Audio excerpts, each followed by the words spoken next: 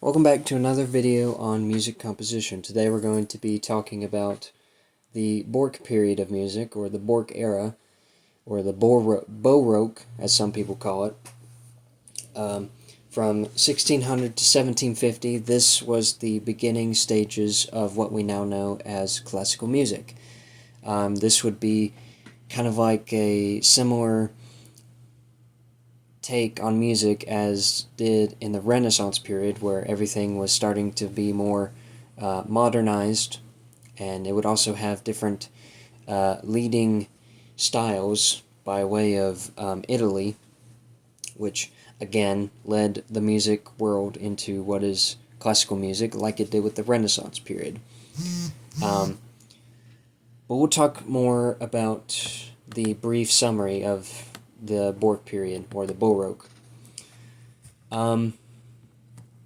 This era originated in Italy in the 17th century and flourished elsewhere well into the 18th century.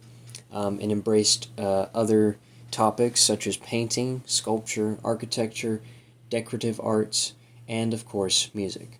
The word derived from a Portuguese term for an irregularly shaped pearl and originally used derogatorily has long been employed to describe a variety of characteristics, from dramatic to bizarre, and even to over-decorated, as some of the classical arts would be a little bit too stylized, but it was supposed to show exaggerated features in a more modern era. The style was embraced by countries absorbed in the Counter-Reformation, which was artworks commissioned by the Roman Catholic Church that were overtly emotional and sensory. The period's most notable practitioners were, sorry if I butcher this, Annibale Carracci, Caravaggio, and Gian Lorenzo Bernini. A spectacular example of the Baroque arts is the Palace of Versailles. In music, the Baroque era is usually considered to extend, like I said, from 1600 to 1750, and this was also when more significant value was put into vocal and instrumental genres, such as opera, oratorio, cantata, sonata, and concerto. These were introduced, and such towering composers such as Claudio Monteverdi, J.S. Bach, and George Frederick Handel had flourished in these different genres, and classical music in general. And more on that, Baroque music itself is a style that prevailed during this time and was known for its grandiose, dramatic, and energetic spirit, but also stylistic in diversity as well. So you could have many different things going on. You could have instruments, you could have operas, you could have, let's see, you could have a choir going on in the background, so many things to do with Baroque music. When it can be comparable to the period from before, but as mentioned, all periods can be related to each other one way or another, whether it's past, present, or future. One of the most dramatic turning points in the history of music occurred at the beginning of the 17th century, with Italy leading the way. While the stile antico, the universal polyphonic style of the 16th century, continued, it was henceforth reserved for sacred music, while the stile moderno, or also known as Nuove Musiche, sorry if I butchered the pronunciation, with its emphasis on solo voice, polarity of the melody and the bass line, and interest in expressive harmony developed for secular usage. The expanded vocabulary allowed for a clear distinction between sacred and secular music, so you could tell easily between the two, so you wouldn't get confused. And same thing goes for like the vocals and the instrumental idioms, so that way it won't be as confusing as to whether the harmony is supposed to be sacred, or the melody is supposed to be sacred, or if all of it's supposed to be secular. Sometimes you could intermingle with the two, but for a better distinction between sacred and secular, they had to uh, make differences in their melodies, their harmonies, how they sung, how they played instruments, and all that stuff. Um, and also, these national differences became more pronounced as the later years would go on. And more on the music. The opera, oratorio, and cantata were the most important new vocal forms, while the sonata, concerto, and overture were created for instrumental music. Claudio Monteverdi was the first great composer of the quote unquote new music at the time. He was followed in Italy by Alessandro Scarlatti and Giovanni Pergolesi.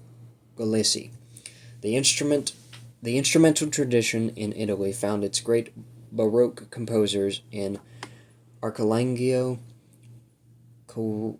Corelli, Antonio Vivaldi, and Giuseppe Tartini. Also, Jean Baptiste Lully, a major composer of opera, and Jean-Philippe Rameau were the masters of the Baroque music in France.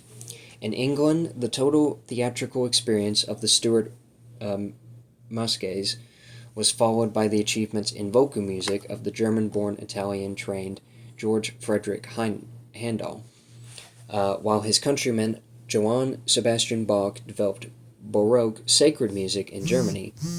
Other notable German Baroque composers include Heinrich Schütz, Dietrich Buxtehude, and George Philipp Telemann.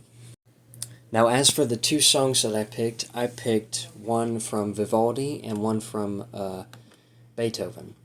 The first one from Vivaldi is called The Four Seasons. I picked the spring one. And some history behind that. The Four Seasons was basically a group of violin players that would be composed by Antonio Vivaldi, and each of the seasons played by the violinists would be the four seasons that we know as fall, winter, spring, and summer. The spring one is the most memorable of the four, and it was supposed to be given a musical expression. So to each season of the year, they were written about 720 and were published in 725 in Amsterdam.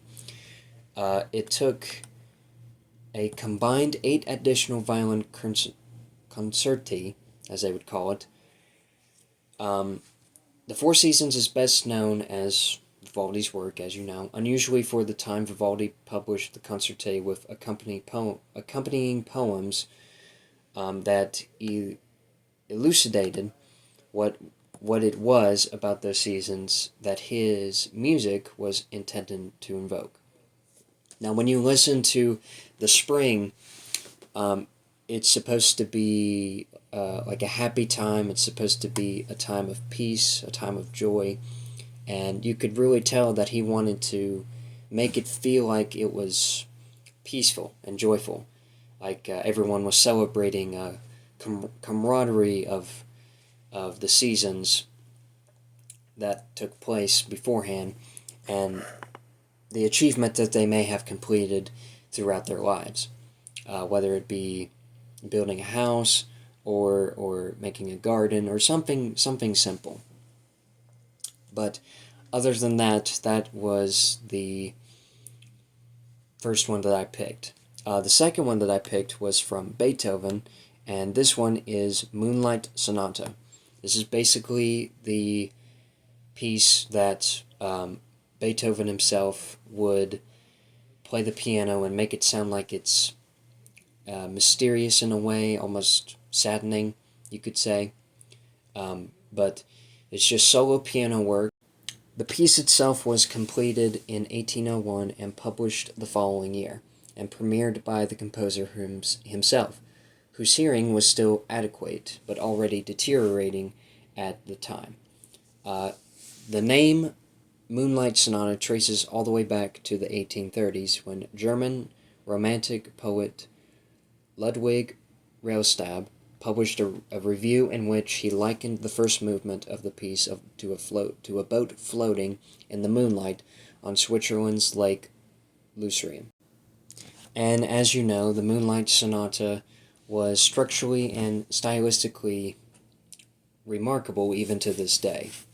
Now, most sonatas of the late 17th and early 18th centuries consisted of a reasonably animated, thematically well-defined first movement, a more subdued second movement, and a vibrant final movement, almost like, the first act, the second act, and third act of a play. They would style that kind of sonata from those kind of sequences, almost like a play. The Moonlight, by contrast, offered a dreamy first movement, a somewhat more lively second movement, and a final movement that was outright tempestuous. Such was the furor of the Moonlight's finale that several of the piano strings snapped and became entangled in the hammers during the work's premiere. So that was my review on the Baroque or the Baroque period of music. This is a little bit of a shorter video, but I believe that the summary of the video in general will help you give a more accurate description from a short summary, and I hope that you enjoyed this video, and I hope you enjoyed the two pieces of music that I have picked. Take care.